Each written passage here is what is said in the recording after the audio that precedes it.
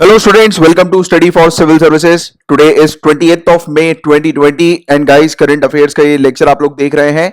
इस लेक्चर में हम लोग वेरियस सोर्सेज से न्यूज को कवर करते हैं, जैसे कि the Hindu, Indian express, times of India, live minute जैसे जो न्यूज़पेपर्स होते हैं उनकी न्यूज को कवर किया जाता है. पीआईबी के रिपोर्ट्स को डिस्कस करते हैं. राज्यसभा टेलीविजन में जो भी इंपॉर्टेंट न्यूज डिस्कशन डिबेट्स आती हैं उनको डिस्कस करते हैं, प्लस वेरियस मैगजीन जैसे कि ईपीडब्ल्यू, डाउन टू अर्थ के भी आर्टिकल्स को कवर करते हैं. इन शॉर्ट गाइज, ये लेक्चर अगर आपने पूरा एंड तक देखा तो आपको किसी भी सोर्स से करंट अफेयर्स को प्रिपेयर करने की आवश्यकता नहीं होने वाली है. एंड गाइज, आप लोगों में से जो भी गवर्नमेंट एग्जामिनेशंस की तैयारी कर रहे हैं उनके लिए ये लेक्चर काफी ज्यादा इंपॉर्टेंट है, और जो भी यूपीएससी सिविल सर्विसेज या किसी भी स्टेट सिविल सर्विसेज एग्जामिनेशन की तैयारी कर रहे हैं उनके लिए मैंडेटरी है इस पूरे लेक्चर को एंड तक देखना. एंड गाइस, सिविल सर्विसेज की तैयारी करने वाले स्टूडेंट्स के लिए हमारे पेड कोर्सेज अवेलेबल हैं, जहां पर हम लोग आपको कंप्लीट प्रिपरेशन करवाते हैं सिविल सर्विसेज एग्जामिनेशन की. आपको पूरा स्टडी मटेरियल दिया जाता है, प्लस समय समय पर आपके लिए टेस्ट भी कंडक्ट करवाए जाते हैं. और अभी यूपीएससी 2020 प्रीलिम्स का क्रैश कोर्स अवेलेबल है, 2020 प्रीलिम्स की टेस्ट सीरीज अवेलेबल है, और जो भी स्टूडेंट्स ईपीएफओ की तैयारी कर रहे हैं उनके लिए अभी रिसेंटली नए बैचेस जो है वो शुरू हुए हैं. तो देखिए गाइस, कंप्लीट पेड कोर्सेज से रिलेटेड जानकारी के लिए आप इन नंबर पर कांटेक्ट कर सकते हैं व्हाट्सएप, टेलीग्राम या कॉल करके. और टेलीग्राम की एप्लीकेशन पर जाकर अगर आप इन यूजर नेम्स को सर्च करेंगे तो आपको हमारा फ्री टेलीग्राम ग्रुप मिल जाएगा, जहां पर हम लोग आपको फ्री में स्टडी मटेरियल्स प्रोवाइड कराते हैं एंड लेक्चर्स की नोटिफिकेशन अपडेट्स भी आपको वहीं पर मिल जाती है. सो गाइस, लेक्चर को स्टार्ट करने से पहले एक छोटी सी इंफॉर्मेशन आप लोग को देनी है. तो देखिए, ये वाला लेक्चर जो है वो ऑन डेट, यानी कि आज का जो दिन है 20 तारीख का, तो आज के दिन सिर्फ पेड कोर्सेज मेंबर ही शायद इस लेक्चर को देख रहे होंगे. सभी के लिए ये लेक्चर जो है वो अभी शायद अवेलेबल नहीं हुआ होगा, क्योंकि अभी जब मैं ये लेक्चर रिकॉर्ड कर रहा हूं तो इसके थोड़ी देर पहले ही मुझे इंफॉर्मेशन मिली है कि हमारे चैनल के ऊपर स्ट्राइक लग गई है. हमारा जो मेन चैनल है स्टडी फॉर सिविल सर्विसेज का, इस हमारे चैनल के ऊपर अमिताभ बच्चन की कंपनी ने स्ट्राइक लगाई है. अगेन रिपीटिंग, अमिताभ बच्चन की बात हो रही है, द अमिताभ बच्चन की, यस वही एक्टर. तो उनकी कंपनी ने हमारे चैनल पे स्ट्राइक लगाई है, और ज्ञान सर की लगातार उनकी कंपनी के लोगों से बातचीत चल रही है और वो मान नहीं रहे हैं स्ट्राइक हटाने से. तो इसके कारण हमने अभी इस लेक्चर को पब्लिक नहीं किया है. तो आप जो पेड कोर्सेज में जो बच्चे हैं, तो अगर आप लोग से अगर कोई नॉन पेड ग्रुप मेंबर पूछे कि लेक्चर क्यों नहीं आ रहा है, तो उनको इस चीज के बारे में बता दीजिएगा, ये मैसेज कन्वे कर दीजिएगा मेरा. और बाकी जैसे ही स्ट्राइक हट जाएगी तो उसके बाद ऑब्वियसली पब्लिक के लिए ये जो है वो अवेलेबल हो जाएगा. और मुझे पता है कि अभी आप लोगों में से जो बाद में ये लेक्चर देखोगे तो उनको काफी प्रॉब्लम आने वाली है, क्योंकि शायद काफी दिन तक ये डिले हो सकता है या काफी घंटों तक डिले हो सकता है, कुछ कह नहीं सकते हम लोग. तो इसलिए मैं आपको एडवांस में इंफॉर्मेशन दे रहा हूं, और बाद में जब आप शायद देखेंगे लेक्चर तो आपको पता लग जाएगा ये चीज सुन के कि लेक्चर जो है वो टाइम पर क्यों नहीं आ रहे. देखो, लेक्चर में टाइम पे बना रहा हूं, बट अपलोड करने में थोड़ी दिक्कत आ रही है, उसको पब्लिक हम लोग नहीं कर पाएंगे क्योंकि हमारे चैनल के ऊपर स्ट्राइक लग गई. जिस दिन ये स्ट्राइक हटेगी उस दिन पब्लिकली ये लेक्चर आप लोग के लिए अवेलेबल हो जाएगा. चलो एनीवेज, ये मैसेज बस मुझे आप लोग को देना था. और तो चलिए गाइस, फिर लेक्चर की फाइनली शुरुआत कर लेते हैं. तो देखिए, जो सिविल सर्विसेज का सिलेबस है जिसमें हम लोग को जनरल स्टडीज पेपर 1, 2, 3, 4 देखने को मिलता है, तो यहां पर हम लोग उसी के हिसाब से न्यूज को कवर करते हैं. सबसे पहले हम लोग आज पेपर 2 से रिलेटेड न्यूज को कवर करेंगे, क्योंकि पेपर 1 से रिलेटेड कोई टॉपिक नहीं आया है. देन हम लोग पेपर 3 की न्यूज को कवर करेंगे. पेपर 1 की पहली न्यूज में बात हो रही है आत्मनिर्भर गुजरात के बारे में. अगेन रिपीटिंग, ये आत्मनिर्भर भारत की बात नहीं हो रही है, आत्मनिर्भर गुजरात की बात हो रही है. तो एक नई स्कीम हम लोग को गुजरात के अंदर देखने को मिल रही है, आत्मनिर्भर गुजरात सहाय योजना. ये 5,000 करोड़ का पैकेज हम लोग को गुजरात के अंदर देखने को मिल रहा है. इस स्कीम के तहत लोन्स ऑफर किए जा रहे हैं. किन लोगों को लोन ऑफर किए जा रहे हैं? तो गाइस, वो लोग जो सेल्फ एंटरप्रेन्योर्स हैं, यानी कि जो डोमेस्टिक हेल्पर्स होते हैं, जैसे कि जो हमारे घर में जो काम करने के लिए आते हैं ना, झाड़ू पोछा पर्पस के लिए, डोमेस्टिक हेल्पर्स हो गए, वेजिटेबल वेंडर्स हो गए जो सब्जी वगैरह बेचते हैं, इसके अलावा कंस्ट्रक्शन वर्कर्स हो गए. तो ये ऐसी कैटेगरी के लोग हैं गाइस जिन लोग डेली कमाते हैं और डेली खाते हैं, और लॉकडाउन के चलते गाइस उनकी इनकम जो है, उनकी कमाई जो है वो बिल्कुल खत्म हो चुकी है, और इनको हेल्प करने के लिए, इनको सपोर्ट करने के लिए ये पैकेज जो है वो लाया गया है.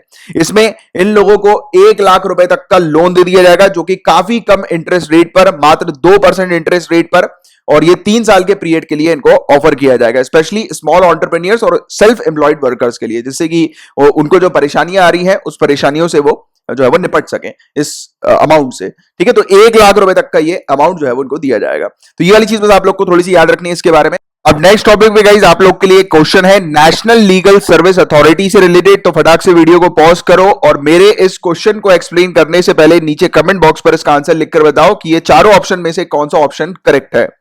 तो देखिए गाइस, पहला जो स्टेटमेंट है वो ये कह रहा है कि ये लीगल सर्विस अथॉरिटीज एक्ट 1987 के तहत स्टैब्लिश की गई है.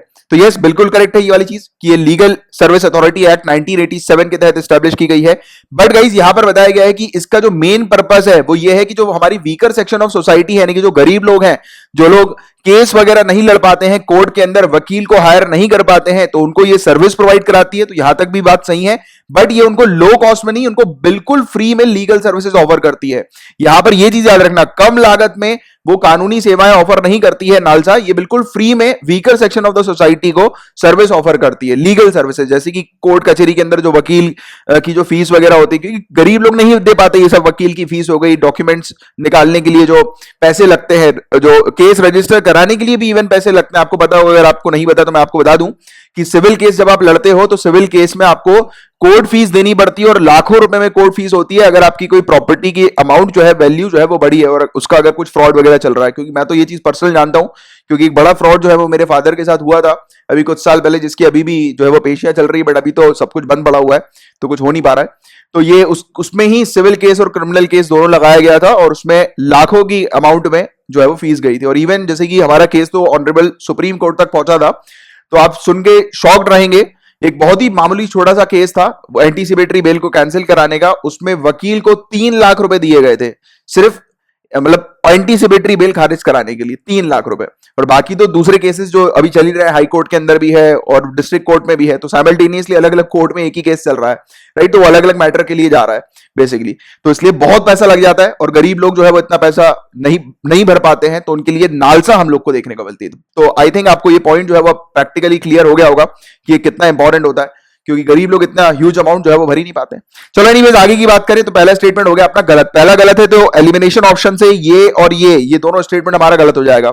दूसरा स्टेटमेंट कहता है कि न्याय जीप के बारे में बात हो रही है, तो ये जीप क्या है भाई? जीप वीप कुछ नहीं है, न्याय दीप है, जो कि ऑफिशियल न्यूज लेटर है नालसा का। तो ये दूसरा स्टेटमेंट भी इनकरेक्ट हो गया। कभी कभी क्या करते हैं बच्चे हड़बड़ी में जो है वो, क्योंकि एग्जामिनेशन में बहुत ज्यादा प्रेशर होता है, तो वो हड़बड़ी में स्टेटमेंट को करेक्ट कर देते हैं, उनको लगता है कि यहाँ पे दीप लिखा हुआ है, ठीक है, न्याय दीप, क्योंकि वो अपने हिसाब से, क्योंकि माइंड में चलता रहता है ना कि यार हम लोग को अगर ऑलरेडी नालसा के बारे में पता होगा तो वी नो अबाउट इट कि यार इसका जो ऑफिशियल न्यूज लेटर जो होता है वो न्याय दीप होता है, राइट। तो उसमें जे और डी में अगर लोगों ने ध्यान से नहीं पढ़ा उस चीज को तो वो गलत कराएंगे। तो इसलिए मैंने आपको एक लेटर मिस्टेक भी कैसे होती है एग्जामिनेशन में वो भी यहां पर बताने की कोशिश करी है, ठीक है। तो ये दूसरा स्टेटमेंट भी जो हो गया वो गलत हो गया। अब दूसरा स्टेटमेंट गलत हो गया तो ये भी गलत हो गया, तो ऑब्वियस ही बात है कि हमारे पास सिर्फ एक लौता आंसर बचा है, वो है 3 और 4, और यही बिल्कुल करेक्ट आंसर है। तो ऐसे एलिमिनेशन मेथड का जरूर उपयोग करते रहा करो। अब देख लेते हैं तीसरा जो स्टेटमेंट है वो कह रहा है कि हमारे जो honourable chief justice of India है वो चीफ होते हैं नालसा के, और जो सेकंड सीनियर मोस्ट जज जो होते हैं ऑनरेबल सुप्रीम कोर्ट के वो एग्जीक्यूटिव चेयरमैन होते हैं। तो ये स्टेटमेंट बिल्कुल करेक्ट है। इसके अलावा नालसा के पास पावर है कि ये लोक अदालत ऑर्गेनाइज कराती है डिस्प्यूट्स को सेटल करने के लिए, ठीक है। तो 3 और 4 ये दोनों ही स्टेटमेंट बिल्कुल करेक्ट है। और देखिए मैं आपसे एक क्वेश्चन पूछ रहा हूं जिसका आंसर आपको मुझे नीचे कमेंट बॉक्स पर लिखकर बताना है कि फ्री लीगल एड जो वीकर सेक्शन ऑफ सोसाइटी को प्रोवाइड की जाती है, जो गरीब लोगों को फ्री में जो सर्विसेज ऑफर की जाती है, लीगल सर्विसेज, तो उसके बारे में हमारे कौन से इंडियन कॉन्स्टिट्यूशन के आर्टिकल में मेंशन्ड है? तो इसके बारे में जरा नीचे कमेंट बॉक्स पर लिखकर बताइए, देखते हैं किसको पता है। गाइस नालसा हम लोग को न्यूज में क्यों देखने को मिला था, तो एक रिपोर्ट जो है वो नालसा की सामने आई है जिसके बारे में अभी हम लोग चर्चा करेंगे। ये रिपोर्ट में बताया गया है कि लॉकडाउन के पीरियड में कितने नंबर्स ऑफ अंडर ट्रायल्स को रिलीज किया है। अब देखो अंडर ट्रायल्स क्या होता है, आई होप कि आप में से काफी सारे लोगों को पता होगा, बट फिर से मैं रिपीट कर देता हूं। तो गाइस वो व्यक्ति जो लोग जेल के अंदर होते हैं और जिनका मामला जो है वो केस कोर्ट के अंदर चल रहा होता है, यानी कि जिनका केस जो है वो कोर्ट में चल रहा होता है। तो आप बोलोगे सर ऐसा कैसे पॉसिबल है कि कोर्ट में केस चल रहा है और सामने वाला व्यक्ति जो है वो जेल में है? तो ये पॉसिबल उस कंडीशन में होता है जब कोई गंभीर अपराध हुआ होता है, जैसे कि मर्डर हो गया। तो मर्डर के समय अगर जब पुलिस जो है वो सामने वाले संदिग्ध व्यक्तियों को पकड़ती है, यानी कि अगर पुलिस स्पॉट पे गई और पुलिस को लगा कि यार ये फलाना व्यक्ति इस मर्डर में इन्वॉल्व है, तो उसको पकड़ती है, वो फिर कोर्ट में अपनी डायरी पेश करती है, और उस दौरान कोर्ट के अंदर से उसको सामने वाले व्यक्ति को बेल मिल गई तो ठीक है, और अगर नहीं बेल मिली तो सामने वाला व्यक्ति जो है वो जेल के अंदर रहता है, राइट। कब तक के लिए रहेगा वो जेल के अंदर? जब तक फाइनल जजमेंट, फाइनल डिसीजन जो है वो जज नहीं दे देते। और जब जज जो है वो अपना फाइनल जजमेंट दे देते हैं, तब उस समय वो व्यक्ति जो है वो आरोपी कहलाता है और फिर उसको फाइनल सजा काटनी रहती है।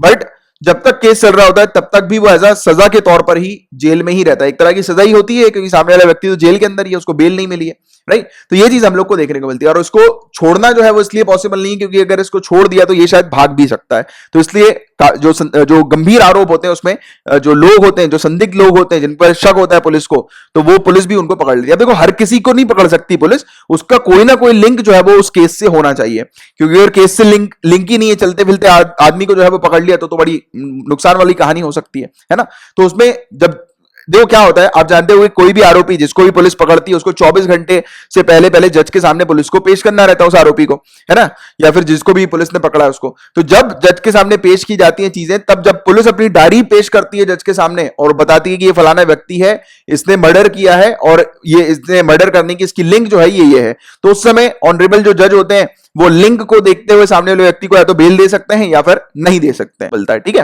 तो देखो गाइस, यहां पर रिपोर्ट में क्या चीज सामने आई है, तो बताया गया है कि जो प्रिजनर्स को कोरोना वायरस पेंडेमिक के चलते जो रिलीज किया है अभी एट प्रेजेंट, क्योंकि आप जानते हो कि हम लोग जो है वो जेल के अंदर हमारी काफी क्राउड हम लोग को देखने को मिलता है, क्योंकि काफी भरी हुई रहती है हमारी जेल। अगली स्लाइड में मैं आपको बताऊंगा कि कितने भारी मात्रा में हमारे यहाँ पर जेल के अंदर जो कैदी जो है उनको भरा जाता है। तो काफी कंडीशन हमारी जेल्स की खराब है, तो उसमें कंजेशन जो है वो प्रिजन के अंदर ना हो, जेल के अंदर कंजेशन ना हो किसी प्रकार का। और आप जानते हो कि सोशल डिस्टेंसिंग बहुत ज्यादा जरूरी है कोरोना वायरस को प्रिवेंट करने के लिए, तो इसके लिए काफी सारे जो कैदी जो थे उनको रिलीज किया गया था।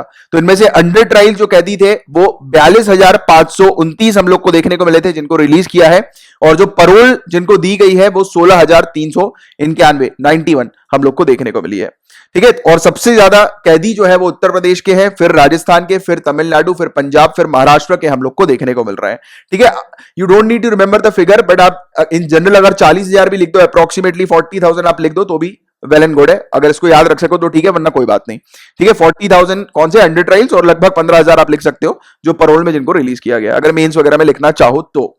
और बाकी ये वाली चीज तो जरूर लिखना कि हमारे यहाँ की कंट्री का जो जेल है वो 117.6% ज्यादा है, अप्रोक्सीमेटली 118% आप लिख सकते हो, कि यानी कि इतनी ज्यादा क्राउडेड हमारी जेल हम लोग को देखने को मिलती है। ओवर क्राउडेड है, मात्र हमारे पास 1339 जेल है और उनमें 4,66,084 कैदी हम लोग को अप्रोक्सीमेटली देखने को मिलते हैं। तो ये चीज यहां पर बताई गई। हालांकि ये अगर नहीं भी याद रखना चाहो तो मत रखो, बाकी ये मेंस पॉइंट ऑफ व्यू से ये थोड़ा सा आप लिख लोगे तो काफी अच्छा रहेगा आपके लिए। ठीक है, तो ये चीज हम लोग को देखने को मिली।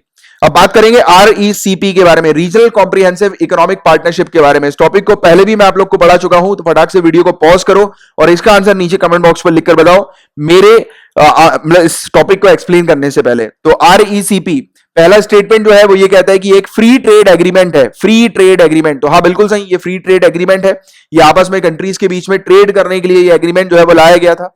और ये कितनी कंट्रीज के बीच में है, तो यस 16 कंट्रीज के बीच में ही ये एग्रीमेंट हम लोग को देखने को मिलता है। 10 आशियान की कंट्रीज प्लस 6 कंट्रीज हम लोग को देखने को मिलती है। ये वाली चीज भी आप नोट डाउन कर सकते हो, 10 आशियान की कंट्री है प्लस 6 कंट्रीज हम लोग को देखने को मिलती है। और ये कहां पर है, तो अफ्रीका पैसिफिक रीजन में नहीं है, ये एशिया पैसिफिक रीजन में है। तो ये चीज क्लियर रखना आप। तो पहला स्टेटमेंट हो गया अपना गलत। और दूसरा स्टेटमेंट जो है वो बताया रहा है कि इंडिया इसकी परमानेंट मेंबर है, तो ये भी गलत है। और ये अभी तो आप लोग को इसी टॉपिक पर थोड़ी सी चर्चा करनी है हम लोग को, कि न्यूज में भी यही चीज आई है। और मैंने आपको नवंबर 2019 को ये टॉपिक डिटेल में पढ़ाया था, जब इंडिया ने डिसीजन लिया था कि इंडिया RECP से अलग हो जाएगी, हट जाएगी, छोड़ देगी RECP को, क्योंकि इंडिया को बहुत ज्यादा घाटा हो रहा था RECP में रहने से। तो ये दोनों ही स्टेटमेंट जो है गाइस इसके गलत हम लोग को देखने को मिल रहे हैं। तो करेक्ट आंसर जो होगा हमारा वो होगा नन। ठीक है, तो ये चीज आप लोग को थोड़ी सी इसके बारे में पता होनी चाहिए। एंड गाइस RCEP की मेंबर कंट्रीज कौन सी है, इसका आंसर जरा नीचे कमेंट बॉक्स पर लिखकर बताओ। कंट्रीज के नाम मैंने आपसे पूछा, और अगर आपको कोई शॉर्ट ट्रिक पता है RECP की कंट्रीज को याद करने की, तो वो भी आप लिख दीजिएगा, जिससे कि दूसरे मेंबर्स को भी पता लग जाए इसके बारे में।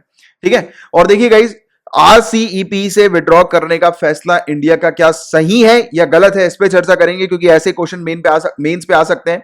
तो सबसे पहली चीज तो आप कंप्लीटली यानी कि स्टार्टिंग में लिख दीजिएगा कि बिल्कुल सही फैसला लिया है इंडिया ने इससे हटने का। क्योंकि देखो कई बार मैं आपसे बोलता हूं कि आपको अपने मेंस के आंसर जो है वो थोड़े से न्यूट्रल लिखना है, थोड़ा सा अच्छा थोड़ा सा बुरा, बट इस कंडीशन में आपको बिल्कुल करेक्ट लिखना है। और आज की कंडीशन के हिसाब से अगर ये क्वेश्चन आता है तो बिल्कुल ही सही है हम लोग का इस RCEP पार्टनरशिप से दूर होने का, right, regional comprehensive economic partnership से हटने का, क्योंकि इससे हम लोग को बहुत भारी नुकसान हो रहा है। इंडिया का ट्रेड डेफिसिट आरसीईपी का 105 बिलियन यूएस डॉलर है। ट्रेड डेफिसिट का मतलब यह है कि हम लोग एक्सपोर्ट काफी कम कर रहे हैं, इंपोर्ट काफी ज्यादा कर रहे हैं। तो बैलेंस एक्सपोर्ट इंपोर्ट नहीं हो रहा है, ये तो उल्टा ही हो रहा है, इंपोर्ट ज्यादा हो रहा है, प्रोडक्ट जो है वो हमारी कंट्री में ज्यादा आ रहा है। फ्लडिंग प्रोडक्ट की बहुत ज्यादा हमारी कंट्री में देखने को मिल रही है एज कंपेयर टू एक्सपोर्ट।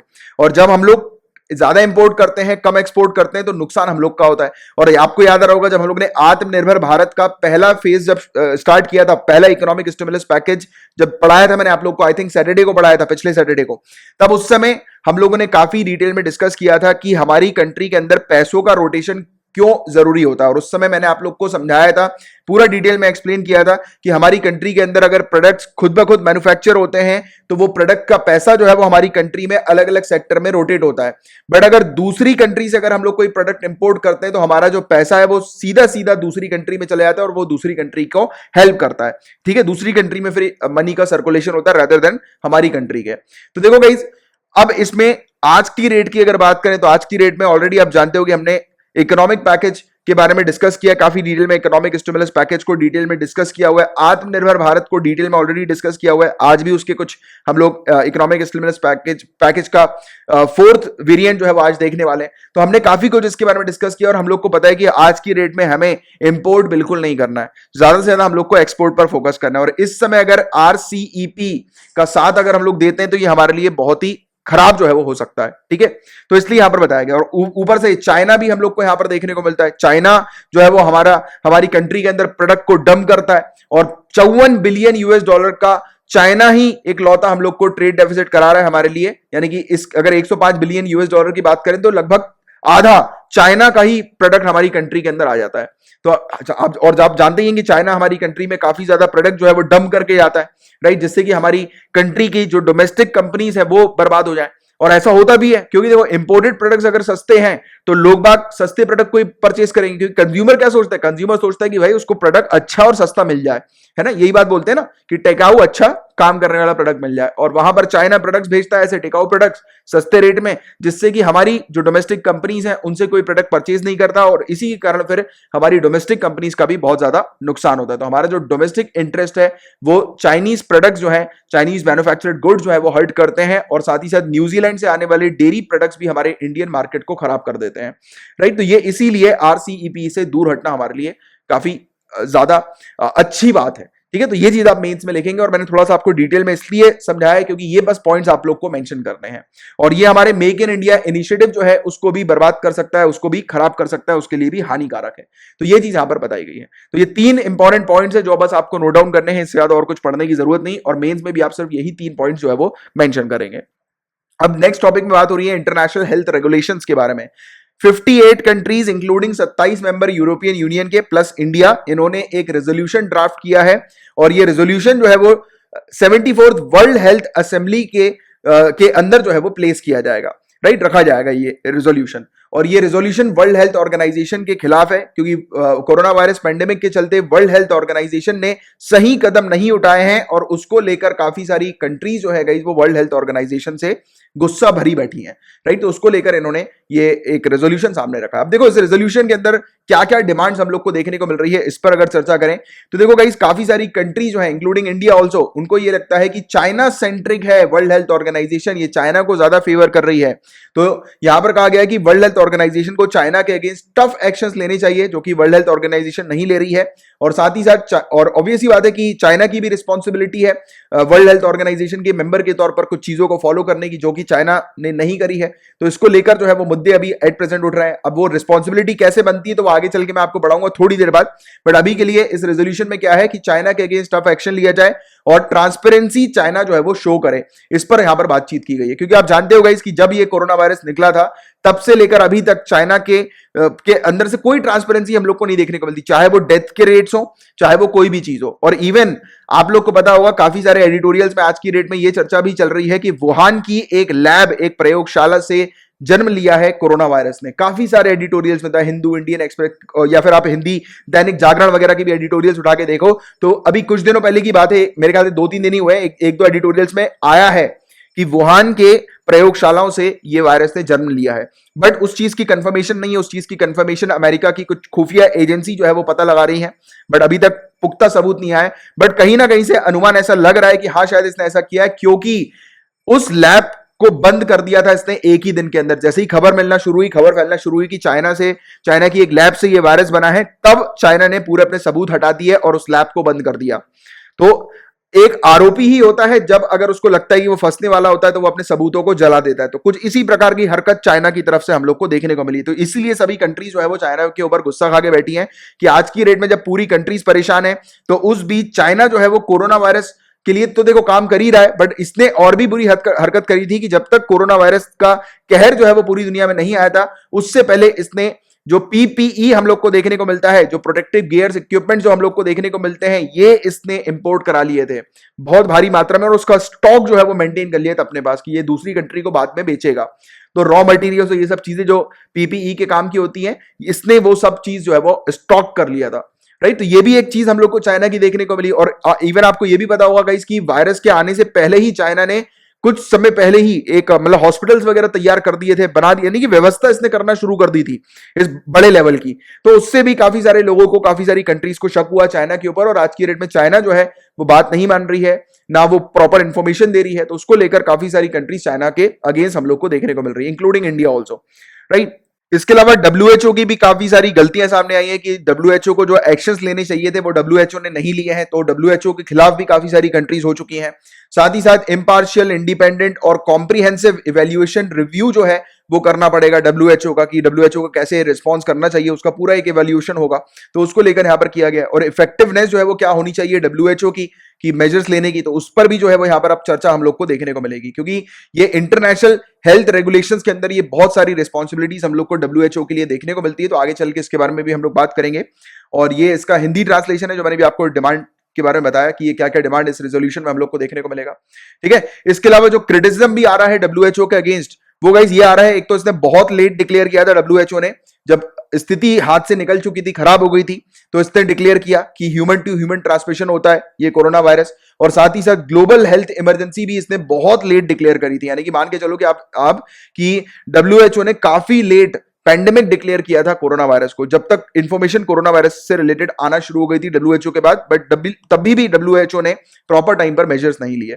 साथ ही साथ एज लेट एज फेब्रवरी, यानी कि फरवरी तक हम लोग को देखने को मिला कि डब्ल्यूएचओ ने कंट्रीज का सपोर्ट नहीं किया चाइना के ऊपर ट्रेवल रिस्ट्रिक्शंस इंपोज करने के लिए। यानी कि काफी सारी कंट्रीज ने बोला था कि चाइना के ऊपर ट्रेवल रिस्ट्रिक्शंस लगा दो, क्योंकि चाइना से ये वायरस फैल रहा है, ट्रेवल रिस्ट्रिक्शंस लगा दिया जाएगा तो ट्रेड जो होते हैं, यानी कि जो गुड्स प्रोडक्ट्स जो है वो चाइना से निकलते हैं, और जो ह्यूमंस जब चाइना से निकलते हैं तब उनके ऊपर रिस्ट्रिक्शन जो है वो लगा दिया जाता है, राइट। तो प्रतिबंध लगा दिया जाता है। तो ऐसा कुछ यहां पर नहीं देखने को मिला, और स्थिति और भी ज्यादा खराब होती हुई नजर आई बाद में चल के। और काफी सारी कंट्रीज ने, ना ही सिर्फ यूएसए बल्कि काफी सारी कंट्रीज ने इसको डब्ल्यूएचओ को चाइना सेंट्रिक कहा है। और आपको याद रहा होगा कुछ दिनों पहले हम लोगों ने इसके बारे में भी डिस्कस किया है कि डब्ल्यूएचओ के जो फंडिंग है वो काट दी है यूएसए ने। जो यूएसए डब्ल्यूएचओ को फंडिंग देता था वो उसने मना कर दिया है कि यूएसए जो है वो फंडिंग नहीं देगा किसी भी प्रकार की डब्ल्यूएचओ को। तो ये वाली भी परिस्थिति हम लोग को इस प्रकार की कुछ देखने को मिली थी। हमने बात करी थी इसके बारे में 14 अप्रैल 2020 को, इस टॉपिक को, जब डब्ल्यूएचओ के बारे में मैंने आपको कुछ चीजें डिटेल में बताई थी। और हाँ, जो भी नए व्यूअर्स हैं मेरे इस लेक्चर को देख रहे हैं, या फिर जो भी नए पेड मेंबर्स हैं जो भी इस लेक्चर को देख रहे होंगे, तो गाइस मैं आप लोग को बता दूं कि आप ये वाला लेक्चर जरूर देख लेना 14 अप्रैल 2020 का। आपको यहां पर 12 मिनट 6 सेकंड पे जाना है।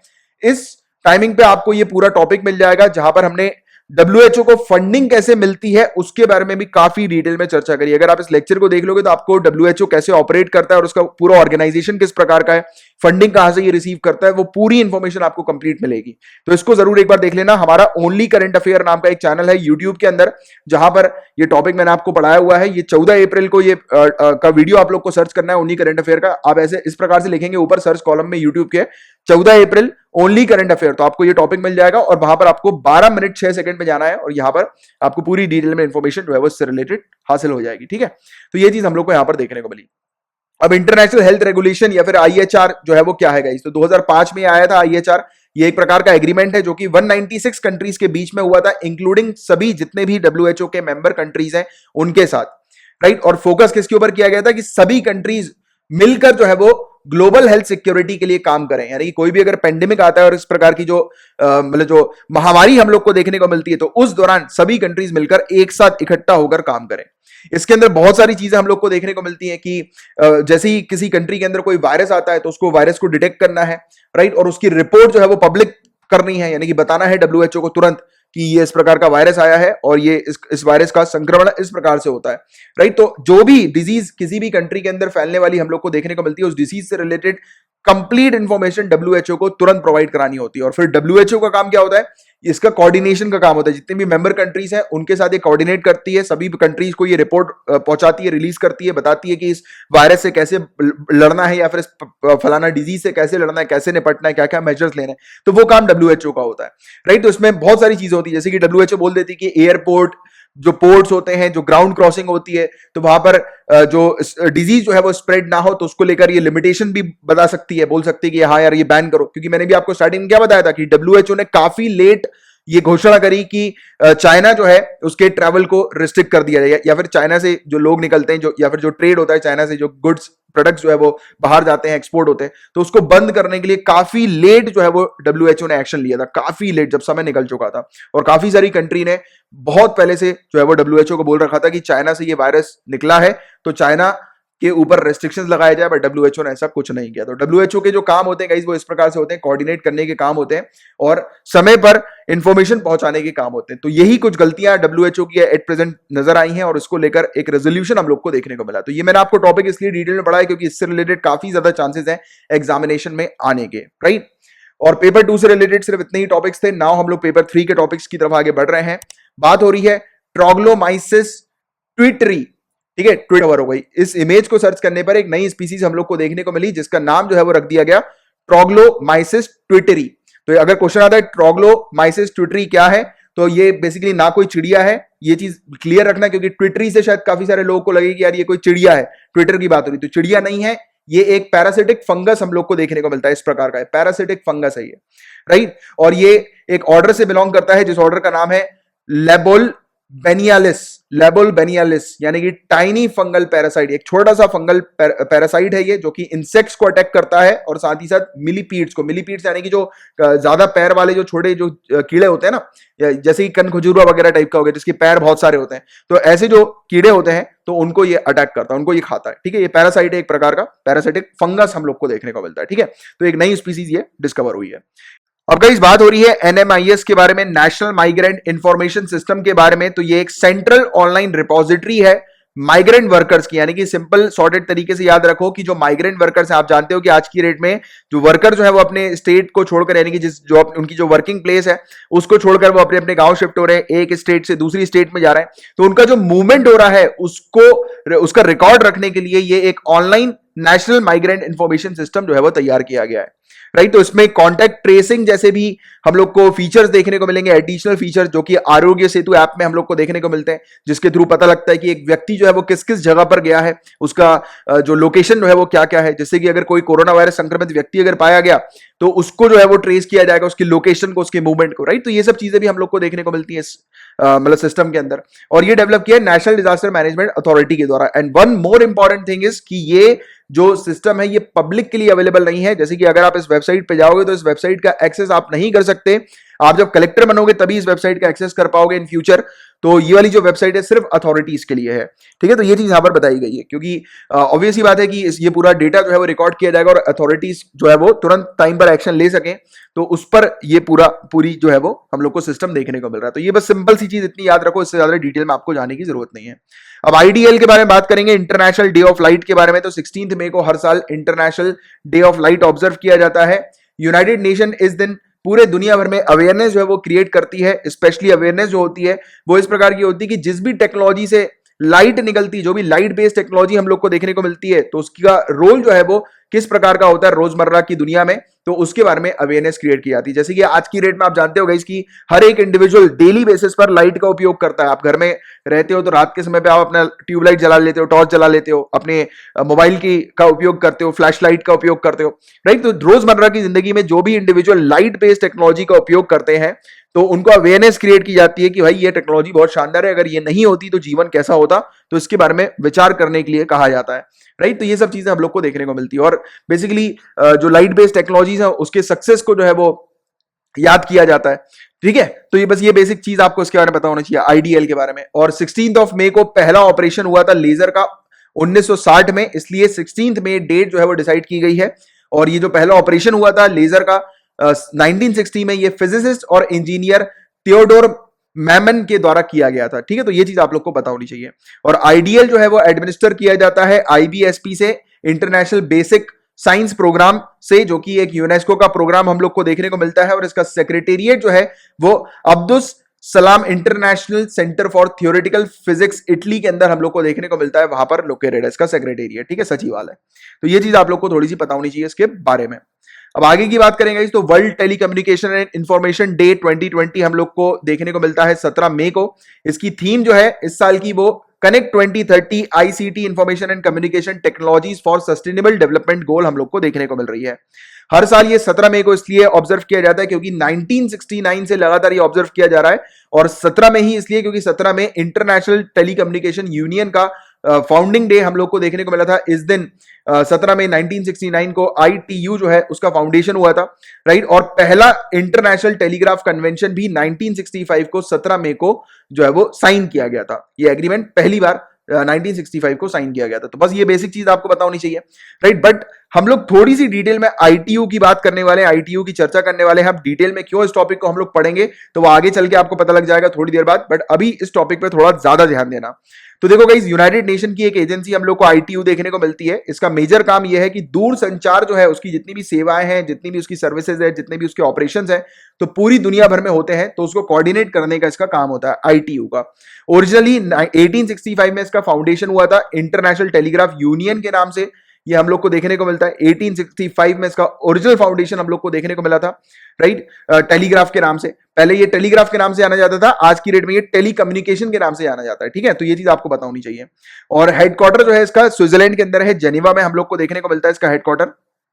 और इसके आगे की बात करें तो इसके मेंबरशिप जो होती है आईटीयू की गाइस, तो ये सभी यूनाइटेड नेशन के मेंबर्स के लिए ओपन है, यानी कि जो भी यूनाइटेड नेशन की मेंबर कंट्रीज हैं तो उन सभी के लिए ओपन है इसकी मेंबरशिप। और इसके मेंबर जो है वो एज अ मेंबर स्टेट की तरह भी ज्वाइन कर सकते हैं या फिर एक प्राइवेट ऑर्गेनाइजेशन की तरह भी ज्वाइन कर सकते हैं, जो कि टेलीकम्युनिकेशन के इक्विपमेंट्स को मैन्युफैक्चर करते हो या कैरियर सर्विसेज में इन्वॉल्व हो, जैसे कि जो एयरटेल वोडाफोन टेलीकम्युनिकेशन सर्विसेज होती है ना, तो ऐसी सर्विसेज के जो प्राइवेट प्लेयर्स होते हैं तो वो भी इसको ज्वाइन कर सकते हैं। बट शर्त यह है कि वो जिस कंट्री से बिलोंग करते हैं, वो कंपनी जिस कंट्री से बिलोंग करती है, वो यूनाइटेड नेशन की मेंबर कंट्री होना जरूरी है, ठीक है। तो ये चीज यहां पर बताई जा रही है। इसके अलावा टोटल इसके 193 मेंबर स्टेट्स हम लोग को आईटीयू के देखने को मिलते हैं, जहां पर सभी के सभी यूनाइटेड नेशन के मेंबर स्टेट्स हैं, सिर्फ पलाऊ और वेटिकन सिटी को छोड़कर, रिपब्लिक ऑफ पलाऊ और वेटिकन सिटी को छोड़कर। तो बस ये चीज आप लोग को थोड़ी सी इसके बारे में एक जनरल आइडिया जो है वो इससे रिलेटेड होना चाहिए, ठीक है।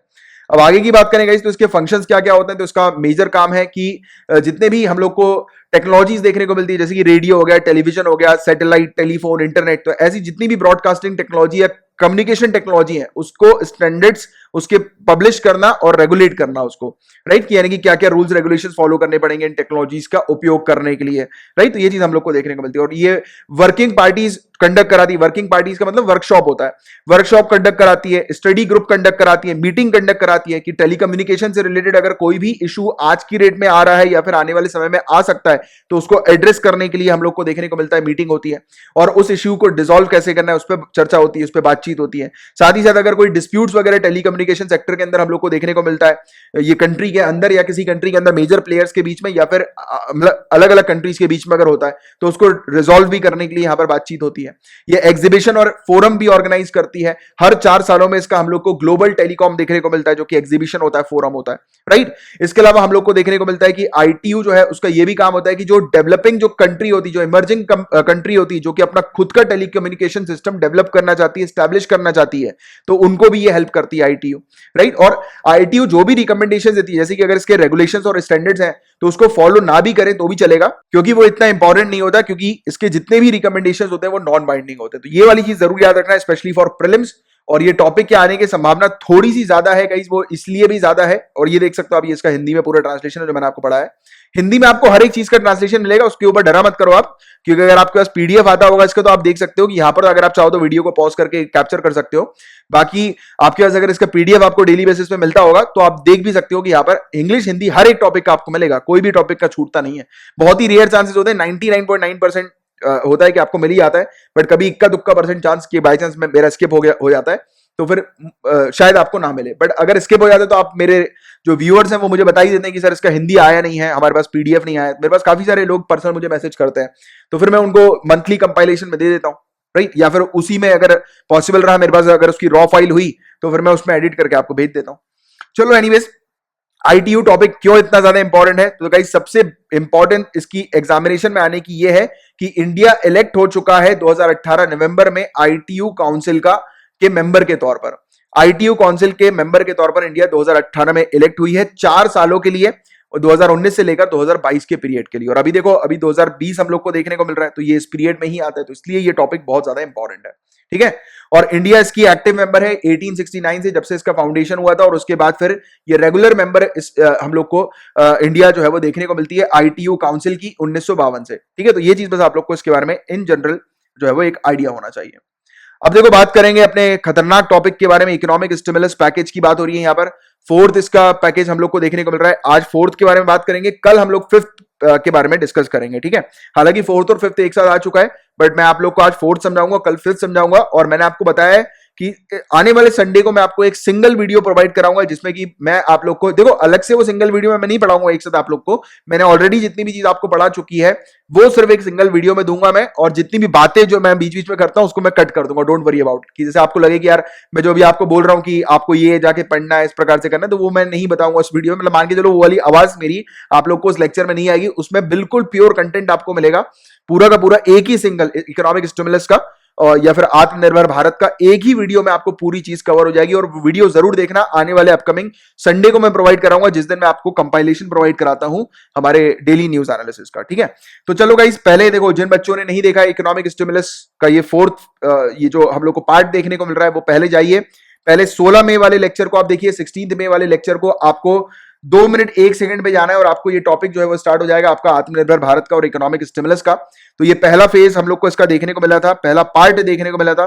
फिर आपको जाना है ये 18 मई के लेक्चर में, तब हमने दूसरा ट्रांच के बारे में डिस्कस किया था, इकोनॉमिक स्टिमुलस पैकेज के दूसरे पार्ट को डिस्कस किया था, और ये आपको 12 मिनट 4 सेकंड में मिल जाएगा हमारे ओनली करंट अफेयर नाम का जो यूट्यूब का चैनल है, वहां पर ये पूरी इंफॉर्मेशन आपको मिलेगी। इसके अलावा आपको जो है वो जाना है 19 मई वाले लेक्चर में, यानी कि कल के लेक्चर में 18 मिनट 17 सेकंड से ये टॉपिक स्टार्ट हो गया है, राइट। तो यहां पर आप जाकर ये पढ़िए, तो पहले ये तीनों टॉपिक्स को आप देखिए, तब जाकर आप ये चौथे टॉपिक पर आइएगा, तब आपको आकर क्लियरिटी होगी कि हम लोग जो है वो इस डायरेक्शन में क्यों काम कर रहे हैं, यानी कि इंडिया जो है वो इतनी सारी चीजों पर चेंजेस क्यों ला रही है, रिफॉर्म्स क्यों ला रही है, राइट, और इन्वेस्टमेंट अलग अलग सेक्टर्स में क्यों कर रही है। तो पहले जाकर उसको देखिए। हालांकि आपको पता ही होगा, आप अगर रेगुलर व्यूअर्स हैं तो, नहीं तो फिर कई बार स्टूडेंट्स होते हैं ना कि वो जनरल स्टडीज के टॉपिक फिनिश कर रहे होते हैं और वो बीच में कभी कभी देखते हैं, तो इसलिए रेगुलरिटी करंट अफेयर्स में तो डेफिनेटली बना के रखो कि करंट अफेयर एक ऐसी चीज है कि लिंक होती रहती है पिछली चीजों से, तो आप अगर लिंक बना के रखोगे, हालांकि मैं अक्सर कोशिश करता हूं कि जो भी चीज लिंक्ड है पुरानी उसको मैं आपको प्रोवाइड कराता हूं, बट कई बार ऐसा नहीं हो पाता है, तो रेगुलरिटी जरूर मेंटेन किया करो। एटलीस्ट 1-1.5 घंटे तो आपको देना है करंट अफेयर्स में। मेरे ख्याल से ये लेक्चर ज्यादा से ज्यादा 1 घंटे का होता है, और उसके बाद आधा घंटा मैक्सिमम आपको जो है वो नोट्स वगैरह बनाने और पॉइंट्स वगैरह लिखने में लगेगा। तो मात्र 1.5 घंटा आपको अगर करंट अफेयर्स में अगर आप रेगुलर देते हो तो उससे आपका काफी बेनिफिट जो है वो हो सकता है, ठीक है। चलो एनीवेज, आगे की बात करेंगे। तो यहां पर जो ये फोर्थ फेज हम लोग को देखने को मिल रहा है, या फोर्थ पार्ट हम लोग को इकोनॉमिक स्टिमुलस पैकेज का देखने को मिल रहा है, तो इसमें मेनली 8 सेक्टर्स पर रिफॉर्म करने की बात की गई है, 8 सेक्टर पर सुधार करने की बात की गई है। यह है coal, mineral, defence production, civil aviation, power sector, social infrastructure, space और एटॉमिक एनर्जी। एक एक करके पूरों की बात करेंगे, जितने भी सेक्टर्स हैं। सबसे पहला तो कोल सेक्टर की बात करें, तो देखो कोल सेक्टर के अंदर कमर्शियल माइनिंग का इंट्रोडक्शन यहां पर किया गया है। तो देखो, कमर्शियल माइनिंग की बात की जा रही है, यानी कि प्राइवेटाइजेशन की बात की जा रही है। अब प्राइवेट सेक्टर्स को भी के लिए भी जो है वो द्वार खोले जा रहे हैं कोल सेक्टर के अंदर, क्योंकि अभी तक कोल सेक्टर के अंदर सिर्फ गवर्नमेंट की मोनोपोली हम लोग को देखने को मिलती थी, अब उसकी मोनोपोली हटाई जा रही है। अब यहां पर प्राइवेट प्लेयर्स भी हम लोग को देखने को मिलेंगे। इंडिया की अगर बात करें गाइस, तो इंडिया टॉप 3rd नंबर पर हम लोग को देखने को मिलता है पूरे दुनिया भर में, जहां पर सबसे ज्यादा कोयला है, बट देन टू हम लोग को कोयले को इंपोर्ट कराना पड़ता है। तो ये इसलिए पड़ता है क्योंकि हम लोग प्रॉपर तरीके से मैनेज नहीं कर पाते कोयले का, प्रॉपर इसकी माइनिंग नहीं हो पाती है, तो इसलिए हम लोगों ने प्राइवेट सेक्टर्स के लिए दरवाजे खोल दिए हैं। अब कोयले की माइनिंग जो है वो प्राइवेट सेक्टर्स के द्वारा भी कंडक्ट की जाएगी, तो कमर्शियल माइनिंग हम लोग को कोयले की देखने को मिलेगी।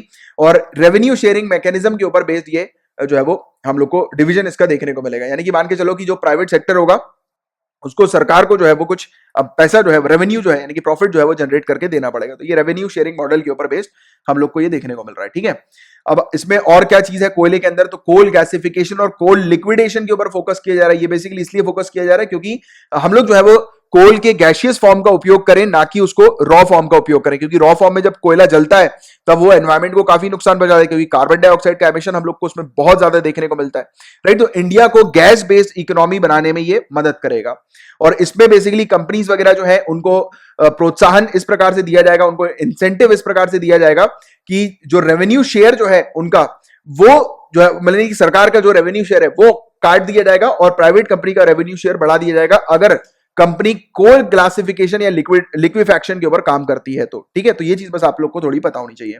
इसके अलावा कोयले सेक्टर के अंदर 50,000 करोड़ रुपए इन्वेस्ट किए जाएंगे उसके इंफ्रास्ट्रक्चर पर्पस के लिए, उसके इंफ्रास्ट्रक्चर को डेवलप करने के लिए, क्योंकि कोल इंडिया लिमिटेड का जो टारगेट है वो ये है कि हम लोग को 2023 और 24 तक 1 बिलियन टन कोल प्रोडक्शन जो है वो करना है। तो ये टारगेट जरूर याद रखो, ये टारगेट जो है वो आपसे आप अगर मेंस वगैरह में एग्जामिनेशन में मेंशन करोगे तो काफी अच्छी बात है, और प्रीलिम्स में भी इस प्रकार के टारगेट डायरेक्टली आपसे पूछे जाते हैं। ठीक है, अब आगे की बात करें तो कोल में ही और हम लोग को देखने को मिल रहा है कि मीथेन के ऊपर, मीथेन एक्सट्रैक्शन के ऊपर जो है वो काम करने की बात की जा रही है, मीथेन निकालने के ऊपर काम करने की बात की जा रही है, राइट। तो ये इसकी नीलामी जो है वो कोल इंडिया लिमिटेड CIL के द्वारा हम लोग को देखने को मिलेगी। ठीक है, मीथेन सेक्टर के अंदर भी तो कोल बेड मीथेन एक्सट्रैक्शन की भी यहां पर बात हो गई है।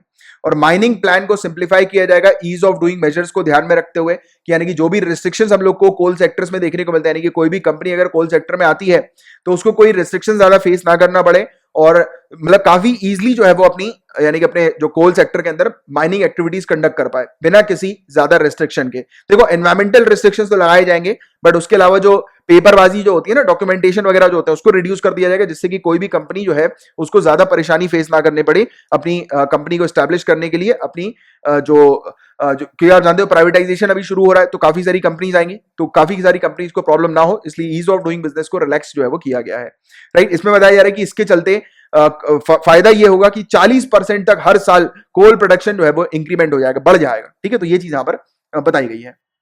अब आगे की बात करें तो कोल सेक्टर के लिए सिर्फ इतना ही था। अब मिनरल सेक्टर की बात करेंगे तो मिनरल सेक्टर के अंदर हम लोग को देखने को मिल रहा है कि 500 माइनिंग ब्लॉक्स जो है वो ऑफर किए जा रहे हैं कि ओपन और ट्रांसपेरेंट प्रोसेस से उसकी नीलामी होगी 500 माइनिंग ब्लॉक्स की। तो ये चीज यहां पर बताया जा रहा है। तो मिनरल सेक्टर के अंदर भी, कि मिनरल्स के अंदर भी हम लोग को देखने को मिल रहा है कि यहां पर काफी सारे मिनरल के ब्लॉक्स जो है वो ऑफर किए जा रहे हैं, यानी काफी सारी लोकेशंस ऑफर की जा रही है कि सामने वाली कंपनी जो है वो लोकेशन का टेंडर जो है वो ले सकती है।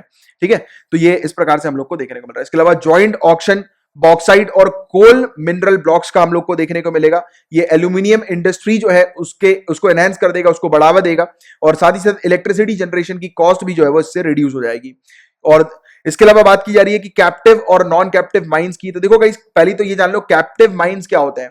तो ऐसे जैसे कि काफी सारी जो कंपनीज होती है गाइस, हम लोग को देखने को मिलता है कि उनको सिर्फ बोला जाता है कि आप अपनी ही कंपनी के लिए मिनरल्स जो है वो निकालकर जो है वो उपयोग करोगे, सिर्फ अपनी कंपनी के लिए, आप दूसरे यानी कि बाहर बेचने के लिए मिनरल्स का उपयोग नहीं कर सकते, राइट। तो ये कैप्टिव माइंस के अंदर आता है, बट यहां पर चीजें रिलैक्स कर दी गई हैं। यहां पर अब बोला गया कि नॉन कैप्टिव माइंस जो है या फिर कैप्टिव माइंस भी जो है वो अपने सरप्लस अनयूज मिनरल्स को बेच सकेंगे, यानी कि अगर उनके पास ज्यादा अगर मिनरल निकल के आता है, वो अगर ज्यादा मिनरल को एक्सट्रैक्ट करते हैं तो उस मिनरल को वो बेच सकेंगे। पहले वो जो भी मिनरल को एक्सट्रैक्ट करते थे उनको सिर्फ अपनी ही कंपनी में उपयोग में लेना पड़ता था, बट अब वो उसको सेल आउट कर सकते हैं सरप्लस मिनरल्स को। तो ये चीज यहां पर मिनरल सेक्टर के अंदर अब हम लोग को नहीं देखने को मिल रही है।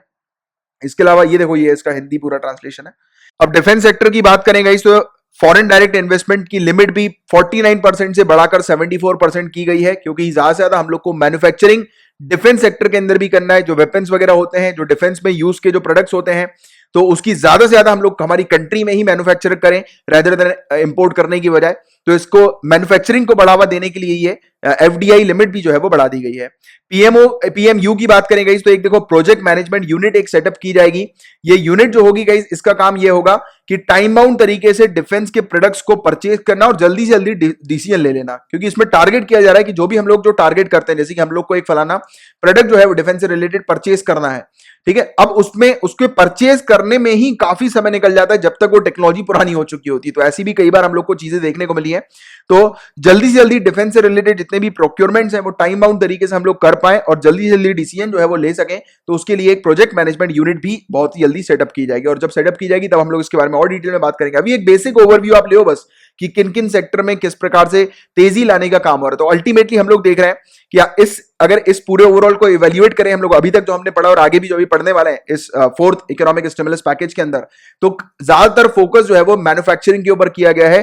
ज्यादातर फोकस किया गया कि इंडिया के अंदर ही चीजें बने और ज्यादा से ज्यादा लोग इंडिया में इन्वेस्ट करें अलग अलग सेक्टर में। प्राइवेटाइजेशन को यहां पर ज्यादातर बढ़ावा दिया गया है, इंडस्ट्रियलाइजेशन हम लोग को यहां पर देखने को मिल रहा है इस सेक्टर के अंदर। और हालांकि एक क्रिटिसिज्म भी सामने ये आया है कि ये सब सेक्टर्स में जो इन्वेस्टमेंट जो किया जा रहा है, यानी कि जो बात अभी इन सब सेक्टर्स की करी है अभी जो यानी कि फोर्थ फेज के अंदर, तो ये इसमें ये सब चीजें जो है वो बाद में भी अनाउंस की जा सकती थी। अभी इस समय अनाउंस करने की इसको जरूरत नहीं थी। इसको आप जो है वो समय समय पर बाद में भी अनाउंस कर सकते थे। इसको आत्मनिर्भर भारत जो प्रोग्राम जो है या फिर इकोनॉमिक स्टिमुलस पैकेज जो हम लोग को देखने को मिला है, तो उसके साथ रखने का कोई सेंस ही नहीं बन रहा था। तो वो काफी सारे लोग इसको लेकर क्रिटिसाइज भी कर रहे हैं। काफी सारे एडिटोरियल्स में इस फोर्थ इकोनॉमिक स्टिमुलस पैकेज को लेकर काफी क्रिटिसिज्म हम लोग को देखने को मिला है, ठीक है। तो ये वाली चीज यहां पर बताई गई है। इसके अलावा डिफेंस इंपोर्ट बिल्स को हम लोग को रिड्यूस करना है, यानी कि जो खर्चे होते हैं इंपोर्ट के ऊपर उसको हम लोग को रिड्यूस करना है, क्योंकि हमारी कंट्री में ही हम लोग टारगेट कर रहे हैं कि ज्यादा से ज्यादा वेपन्स की मैन्युफैक्चरिंग हो। और गवर्नमेंट जो है गाइस एक लिस्ट जो है वो प्रोवाइड कराएगी, जिस लिस्ट के अंदर कुछ वेपन्स जो है वो बताएगी कि कौन से वेपन्स है ये आप इंपोर्ट नहीं कर सकते। ये वेपन्स जो है या फिर ये लिस्ट जो है, इनमें जो भी चीजें हैं उसको सिर्फ आप इंडिया की ही यूज करेंगे, इंडिया में ही बनी हुई यूज करेंगे, इंडिया के अंदर ही जो है वो आप उसको परचेज कर सकते हो। तो ये एक लिस्ट जो है वो अब तैयार होकर हम लोग को देखने को मिलेगी, ठीक है। तो ये चीज यहां पर बताई गई है। और ये इसका अच्छा ये वाला नहीं था, ये डिफेंस सेक्टर था और ये इसका रक्षा क्षेत्र का ये हिंदी ट्रांसलेशन। अब आगे बढ़े, सिविल एविएशन सेक्टर की ये बात हो रही है। सिविल एविएशन सेक्टर, तो यहां पर एफिशिएंट एयर स्पेस मैनेजमेंट की बात की गई है कि हमारा जो एयर स्पेस है, अब देखो एयर स्पेस क्या होता है, जो हमारे इंडिया के ऊपर का जो आसमान है पूरा, उसको एयर स्पेस कहा जाता है। And one important thing to be noted down, आप नोट कर सकते हैं। तो देखो गाइस, इंडिया के ऊपर से कोई भी एरोप्लेन उड़ता है, जैसे मान के चलो कोई एरोप्लेन दुबई से आ रहा है, वो इंडिया से उड़कर चाइना जा रहा है, ठीक है। तो इंडिया के ऊपर से जब वो उड़कर निकलता है, तब उसको इंडिया के ऊपर से क्रॉस करने के लिए भी इंडिया को पैसा देना पड़ता है, इंडिया एयर स्पेस का उपयोग करने के लिए। और हमारी कंट्री के अंदर काफी सारे रेस्ट्रिक्शंस इंडियन एयर स्पेस के यूटिलाइजेशन के ऊपर हम लोग को देखने को मिलते हैं, यानी कि काफी रेस्ट्रिक्ट किया हुआ था। एक बड़ी चौड़ी लंबी लिस्ट आपको मिल जाएगी ऑनलाइन अगर आप सर्च करोगे रेस्ट्रिक्शन को, कि इंडियन एयर स्पेस के क्या क्या रेस्ट्रिक्शंस हैं, तो बहुत लंबी लिस्ट मिलेगी आपको। तो बट आपको देखने की जरूरत नहीं, मैं आपको ऐसे ही बता देता हूं कि गाइस हम लोग ने काफी सारी जगह पर रेस्ट्रिक्शंस लगा रखे थे कि इस जगह पर इस जगह से फ्लाइट नहीं उड़ेगी, इस जगह पे उड़ान करना जो है वो प्रतिबंध है, या फिर अगर इस जगह से किसी फ्लाइट को उड़ना है तो पहले 7 दिन पहले एडवांस में बताना पड़ेगा। तो और काफी सारी टर्म्स एंड कंडीशंस होती थी। तो ऐसी टर्म्स एंड कंडीशंस जो है वो हम लोग थोड़ी सी हटा रहे हैं, क्योंकि हम लोग प्रॉपर तरीके से एयर स्पेस को अगर यूटिलाइज कर लेंगे तो कहा जा रहा है कि आने वाले समय में हर साल 1000 करोड़ का हम लोग को बेनिफिट मिलेगा सिर्फ एयर स्पेस मैनेजमेंट को लेकर। देखो कितनी बड़ी बात है। आप ये वाली चीज यूज कर सकते हो कि इंडिया को कमाई करने के लिए सिर्फ अपने एयर स्पेस से रेस्ट्रिक्शन हटाने हैं। देखो कुछ कुछ एरियाज होते हैं जहां पर रेस्ट्रिक्शन हटाए नहीं जा सकते, क्योंकि ऑब्वियसली बात है अगर कोई डिफेंस से रिलेटेड कोई एरिया है, जैसे कि मान के चलो कि हमारी जो फैक्ट्रीज हम लोग को देखने को मिलती है जो कि डिफेंस से रिलेटेड वेपन्स वगैरह बनाती है, तो उसके ऊपर तो हम लोग किसी प्लेन को उड़ने नहीं दे सकते, क्योंकि वो बहुत खतरनाक हो सकता है। राष्ट्रपति भवन के ऊपर से हम लोग उड़ने नहीं दे सकते, खतरनाक हो सकता है, आपको पता होगा ये सब चीजें। तो ये कुछ जगह पर रेस्ट्रिक्शन लगाया जाएगा, बट काफी सारी जगह से रेस्ट्रिक्शन हटाया जाएगा, जिससे कि एयर स्पेस का काफी अच्छे से उपयोग किया जा सके। और इवन ना ही सिर्फ फॉरेन जो एयरलाइंस होती हैं, ना ही सिर्फ फॉरेन एयरलाइंस बल्कि इंडियन एयरलाइंस के लिए भी ये काफी अच्छा होगा। कैसे अच्छा होगा? क्योंकि देखो गाइस, इंडियन एयरलाइंस जब उपयोग करती हैं, उड़ान लेती हैं, तो जैसे कि एक हमारे मान चलो दिल्ली से जो है वो अगर मध्य प्रदेश किसी फ्लाइट को आना है, अब एक फ्लाइट चाहे तो वो डायरेक्ट आ सकती है, चाहे तो फिर अगर रेस्ट्रिक्शन लगा होगा तो वो पूरा घूम घाम के उसको आना पड़ेगा। अब जो फ्लाइट जब ये घूमा घामी करती है, यानी कि जो एयर स्पेस को अवॉइड करती है, तो आप सोचो कि उसका कितना पेट्रोल नहीं बोलेंगे, इसमें जो फ्यूल जो होता है, यानी कि जो एवियन फ्यूल जिसको हम लोग बोलते हैं, तो वो फ्यूल जो है वो कितना जलेगा। अब फ्यूल जलता है तो उसका अल्टीमेट कॉस्ट जो है वो किसको पे करना पड़ता है, कस्टमर्स को पे करना पड़ता है। तो इसमें क्या होगा, अगर हम लोग एयर स्पेस के रेस्ट्रिक्शंस हटाएंगे तो एयरलाइंस के प्राइसेस भी रिड्यूस होंगे, राइट। इसमें अल्टीमेट बेनिफिट्स कस्टमर को भी मिलेगा, जो फ्यूल जो है वो भी कम जलेगा, और अल्टीमेट फायदा हम लोग को इसमें देखने को मिलेगा। और इंडिया के अंदर मात्र 60% ही इंडियन एयर स्पेस जो है वो फ्रीली अवेलेबल है, मात्र 60%। बाकी 40% रेस्ट्रिक्टेड है, यानी कि बहुत बहुत ह्यूज पोर्शन रेस्ट्रिक्टेड बताया गया है, राइट। और एनवायरमेंटल इंपैक्ट भी इसमें पॉजिटिव हम लोग को देखने को मिलेगा, क्योंकि जो फ्यूल जो होता है वो रिड्यूस होगा, राइट। और अच्छी तरीके से एयर स्पेस का उपयोग किया जाएगा, और जल्दी से जल्दी एक लोकेशन से दूसरी लोकेशन पे पहुंचा जाएगा, अगर कोई बीच में बैरियर ना होंगे तो, है ना। तो ये सब चीजें यहाँ पर बताई गई हैं, तो इस पर आपको थोड़ा सा अच्छे से विचार करना है इन सब चीजों पे, क्योंकि मेन चीज क्या है, ये सब चीजें जो बताई गई हैं, बट सिविल सर्विसेज में आंसर लिखने के लिए आपके पास थॉट होनी चाहिए कि आप किस प्रकार से आंसर लिखेंगे। और थॉट अगर आप एग्जाम वाले दिन बनाएंगे बैठ के पेपर लिखते समय, तो आपका बहुत टाइम निकल जाएगा, मुश्किल से आपको 7-8 या मैक्सिमम 9 मिनट में एक आंसर कंप्लीट करना है। तो अब अगर आप 9 मिनट या 5 मिनट तक सोचते ही रहोगे तो फिर क्या आंसर लिखोगे। तो इसीलिए थॉट मेकिंग प्रोसेस अभी से बनानी है, और उसी चीज की तो प्रैक्टिस मैं आपको कराता हूं। पढ़ाने का मेरा काम है ही नहीं, पढ़ तो ये कोई भी लेगा, ये आप जो भी चीज लिखी हुई है इसको पढ़ पढ़ के तो कोई भी समझ जाएगा कि हाँ ये चीज लिखी हुई है, बट थॉट प्रोसेस कैसे क्रिएट करना है, दैट इज माई ड्यूटी। और मैं आपको ये बताता हूं कि क्या किस तरीके से पढ़ना है, किस डायरेक्शन से पढ़ना है, राइट। तो ये चीज इंपॉर्टेंट होती है, ये चीज समझना। चलो एनीवेज, अब आगे की बात करेंगे। तो ये यहां पर ये वाली बात की गई है, सिविल एविएशन सेक्टर के बारे में कुछ बातें देखी। इसके अलावा ये भी कहा गया कि एयरपोर्ट डेवलपमेंट किया जाएगा पब्लिक प्राइवेट पार्टनरशिप के थ्रू।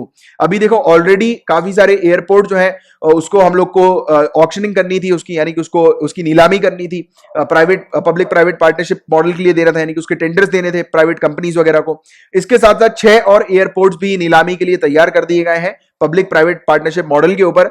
और यहां पर अगर पब्लिक प्राइवेट पार्टनरशिप हम लोग को देखने को मिलेगी तो काफी वर्ल्ड क्लास लेवल के एयरपोर्ट्स में डेवलपमेंट होगा, क्योंकि हमारे यहाँ के एयरपोर्ट्स की अगर बात करेंगे तो वो उतने बेहतर नहीं है एज कंपेयर टू दूसरी कंट्रीज, राइट। तो हमारे एयरपोर्ट्स भी हमारे काफी अच्छे हो सकेंगे, एयरपोर्ट्स की हर एक चीज को अच्छी तरीके से उपयोग में लिया जा सकेगा, कमर्शियल तरीके से उसको उपयोग में लिया जा सकेगा, जिससे कि अर्निंग भी जो है वो हम लोग जनरेट कर पाएंगे।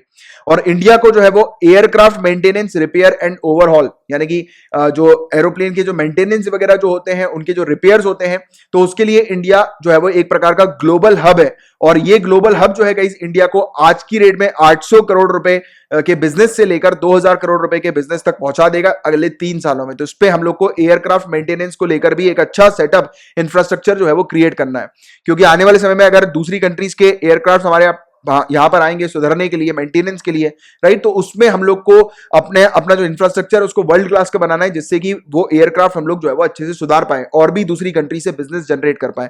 क्योंकि फोरकास्टिंग ये की जा रही है कि आज की रेट में 800 करोड़ रुपए का बिजनेस हमारे पास है, वो अगले 3 सालों में 2000 करोड़ का बिजनेस जो है वो बन जाएगा।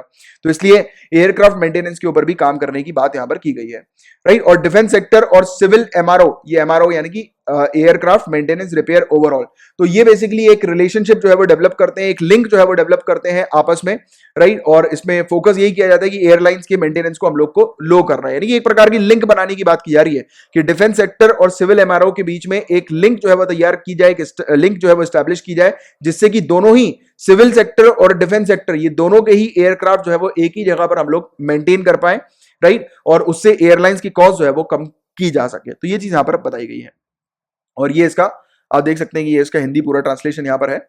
और अब आगे की बात करें दूसरे सेक्टर की, पावर डिस्ट्रीब्यूशन सेक्टर की बात हो रही है। डिस्कॉम कंपनी जो है गाइस, उसको भी प्राइवेटाइज करने की बात की जा रही है। And point two be noted, यहां पर सभी डिस्कॉम कंपनीज को प्राइवेट करने की बात नहीं की जा रही है, सिर्फ यूनियन टेरिटरीज के अंदर जो डिस्कॉम कंपनीज हैं उनको प्राइवेट करने की बात की जा रही है कि आने वाले समय में डिस्कॉम कंपनीज को प्राइवेट किया जाएगा। डिस्कॉम कंपनीज यानी कि वो कंपनीज जो कि हम लोग को इलेक्ट्रिसिटी घर तक पहुंचाती हैं, राइट। तो ये सिर्फ यूनियन टेरिटरीज में हम लोग को देखने को मिलेगा। ये चीज बहुत अच्छे से याद रखो, ये प्रीलिम्स में आपसे पूछा जा सकता है इसके बारे में। इसके अलावा बात करें और भी आने वाले समय में रिफॉर्म्स जो है वो लाए जाएंगे, स्पेशली कंज्यूमर राइट्स को ध्यान में रखते हुए, इंडस्ट्रीज के प्रमोशन के लिए और पावर सेक्टर की सस्टेनेबिलिटी के लिए। तो ये चीज यहां पर बताई जा रही है, ठीक है। तो इसमें रिफॉर्म्स लाने की बात की जा रही है, स्पेशली टैरिफ पॉलिसी में जो पावर डिस्ट्रीब्यूशन में जो हम लोग जो पैसे भरते हैं ना बिजली के, तो उसमें कुछ नए रिफॉर्म जो है वो लाने की बात की जा रही है। इसमें भी पूरी प्रॉपर इन्फॉर्मेशन यहाँ पर नहीं दी है इन्होंने, आगे चल के ये इन्फॉर्मेशन देंगे तब हम लोग इसके बारे में और डिटेल में डिस्कस करेंगे। वैसे ही पावर सेक्टर अभी हमारा काफी ज्यादा लॉस में चलता है, सब्सिडी में हम लोग को देखने को मिलता है। तो अब देखते हैं कि ये किस प्रकार की सुधार लाने की बात हो रही है, किस प्रकार की चीजें बताएगी सरकार आने वाले समय में। अब बात करेंगे सोशल इंफ्रास्ट्रक्चर प्रोजेक्ट की, तो गवर्नमेंट जो है गाइस ये 8100 करोड़ ये वायबिलिटी गैप फंडिंग के थ्रू इन्वेस्टमेंट करेगी। अब ये वायबिलिटी गैप फंडिंग क्या होती है गाइस? तो कोई भी प्रोजेक्ट जो होता है जो कि सेंटर, स्टेट या स्टैट्यूटरी बॉडी के द्वारा सपोर्ट किया जाता है, उस पर 20% जो है वो सरकार के द्वारा प्रोवाइड किए जाते हैं। अब सेंटर अपना जो शेयर है 20% का उसको बढ़ाकर 30% आने वाले समय में करने वाली है। और यहां पर ये चीज याद रखिएगा, यहां पर सिर्फ सेंटर कर रही है, यहां पर स्टेट जो है वो नहीं कर रही, ठीक है, या फिर स्टैट्यूटरी बॉडीज नहीं कर रही। जितने भी प्रोजेक्ट्स हैं जो सेंटर के द्वारा प्रोवाइड किए जाते हैं या सेंट्रल मिनिस्ट्री के द्वारा या स्टेट गवर्नमेंट के द्वारा या स्टैट्यूटरी एंटिटीज के द्वारा, उन्हीं प्रोजेक्ट्स में ये चीज प्रोवाइड की जाएगी। और सेंटर अपने शेयर का जो VGF जो है वो 20% से बढ़ाकर 30% कर रही है। तो ये चीज बस आप लोग को याद रखनी है, ठीक है। तो इसके बारे में आपको इन जनरल नॉलेज जो है वो होना चाहिए। तो ये चीज यहां पर देखने को मिली है। और अब आगे की बात करेंगे। और अच्छा ये आप देख लो, ये यहां पर हमने बात करी सोशल इंफ्रास्ट्रक्चर प्रोजेक्ट की, तो उसका ये हिंदी ट्रांसलेशन है। अब स्पेस सेक्टर की बात करें तो स्पेस सेक्टर में भी प्राइवेट सेक्टर को इंक्लूड किया जा रहा है। इसके बारे में ऑलरेडी हम लोग को काफी महीने पहले पता लग चुका था, हमने बात भी करी थी कि स्पेस सेक्टर में प्राइवेटाइजेशन हम लोग को देखने को मिलेगा। नई नई स्टार्टअप कंपनीज जो है उनको मौका मिलेगा स्पेस सेक्टर्स में मिसाइल जो सैटेलाइट्स वगैरह बनाने के लिए, उसमें काम करने के लिए। और यहाँ पर इवन ये भी कहा गया कि अब जो प्राइवेट सेक्टर जो कंपनीज होंगी वो इसरो की फैसिलिटीज भी जो है वो उनको मिल सकती हैं, बट वो रिस्ट्रिक्टेड फैसिलिटीज मिलेगी, यानी कि इसरो डिसाइड करेगा कि कौन सी फैसिलिटी जो है वो प्राइवेट प्लेयर्स को प्रोवाइड करानी, अलाउ किया जाएगा प्राइवेट प्लेयर्स को कि प्राइवेट प्लेयर्स भी इसरो की कुछ फैसिलिटीज का उपयोग कर सकेंगे, ठीक है। बट वो इसरो डिसाइड करेगा कि कौन सी फैसिलिटीज का उपयोग जो है वो किया जा सकेगा प्राइवेट प्लेयर्स के द्वारा, क्योंकि सब चीज प्रोवाइड नहीं करा सकते, कुछ चीजें कॉन्फिडेंशियल होती हैं, हाईली कॉन्फिडेंशियल होती हैं, राइट। इसके अलावा प्राइवेट कंपनी जो होती है वो सैटेलाइट में, प्लैनेटरी एक्सप्लोरेशन में, यानी कि प्लैनेट को ढूंढने में, आउटर स्पेस ट्रैवल में, स्पेस में जो ट्रैवलिंग होती है आउटर स्पेस में स्पेशली, तो उसमें और इस प्रकार की जो चीजें हम लोग को देखने को मिलती है, जैसे कि जो सर्विसेज होती हैं, लॉन्चेस वगैरह जो होते हैं, जो सैटेलाइट लॉन्च होती है या लॉन्च पैड वगैरह के थ्रू, तो ऐसी चीजें जो है वो प्राइवेट सेक्टर के द्वारा कंडक्ट की जा सकेगी। जैसे कि आप जानते हो स्पेस एक्स नाम की कंपनी एक है इलन मस्क की, राइट, तो वो भी मतलब स्पेस सेक्टर में हम लोग को देखने को मिलता है, स्पेस एक्स वाली कंपनी, राइट, तो वो भी प्राइवेट कंपनी है। तो उसी प्रकार की कंपनी कुछ इंडिया में भी लाने की बात की जा रही है, बढ़ावा दिया जा रहा है ऐसी कंपनीज को।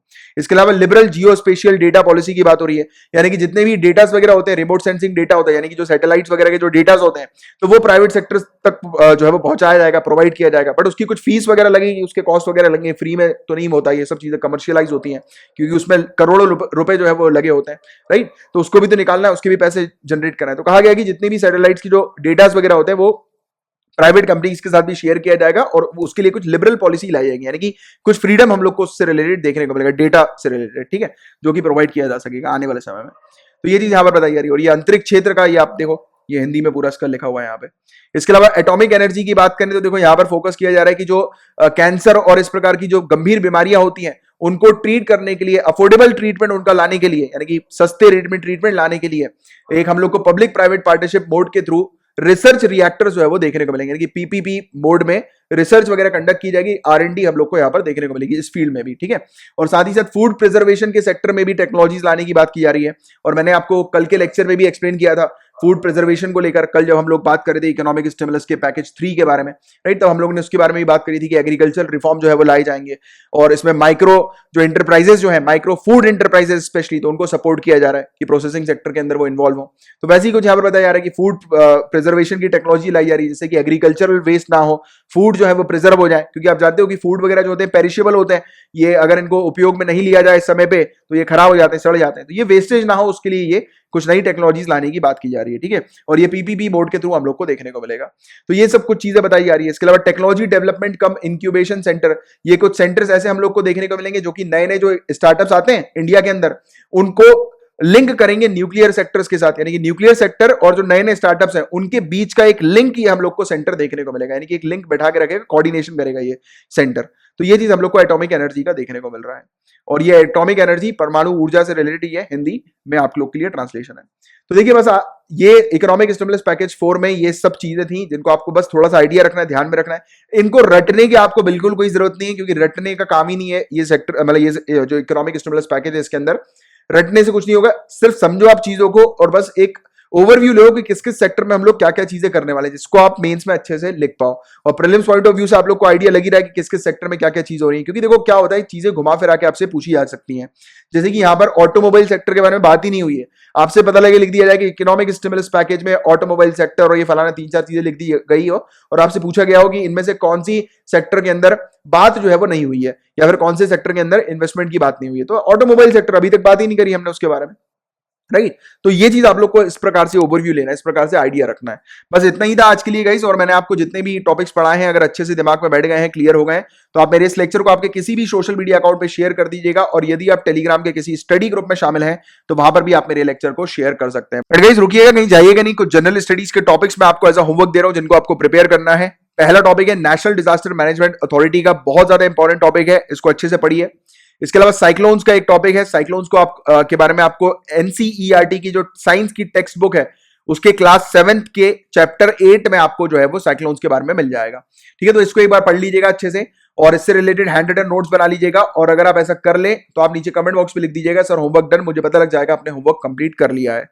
और होमवर्क करने से पहले ये नोटिस इंग्लिश और हिंदी दोनों में है, इसको एक बार पढ़ लीजिएगा। और रही बात इस लेक्चर की पीडीएफ की, तो इसकी पीडीएफ भी हम लोग प्रोवाइड कराते हैं, बट वो सिर्फ हमारे पेड कोर्सेज मेंबर्स को प्रोवाइड की जाती है। और पेड कोर्सेज को ज्वाइन करने के लिए आप इन नंबर पर कांटेक्ट कर सकते हैं व्हाट्सएप, टेलीग्राम या कॉल करके। और टेलीग्राम की एप्लीकेशन पर जाकर अगर आप इन यूजर नेम्स को सर्च करेंगे तो आपको हमारा फ्री टेलीग्राम ग्रुप मिल जाएगा, जहां पर हम लोग आपको फ्री में स्टडी मटेरियल्स प्रोवाइड कराते हैं एंड लेक्चर्स की नोटिफिकेशन अपडेट्स भी आपको वहीं पर मिल जाती है। तो चलिए गाइस, फिर मिलते हैं कल, तब तक के लिए bye bye, take care, have a great day ahead, Tata.